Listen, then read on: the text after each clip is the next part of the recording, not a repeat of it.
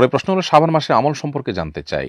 উত্তর হলো শাবান মাস শুরু হয়েছে। শাবান মাসের সবচেয়ে গুরুত্বপূর্ণ আমল হলো এ মাসে বেশি বেশি নফল রোজা আমাদেরকে রাখতে হবে।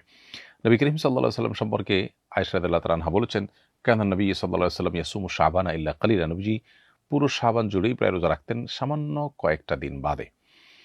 অন্য আরেক হাদিসে আসছে যে তিনি শাবান মাসে যত রোজা রেখেছেন এত রোজা অন্য কোনো মাসে আর রাখেননি। এজন্য শাবান মাস বেশি বেশি নফল রোজা রাখার মাস। শাবান মাসে নফল রোজা ছাড়া রমজানের প্রস্তুতি টাইপের কাজ হতে পারে, স্পেসিফিক কোনো আমল আর দ্বিতীয়টি নেই।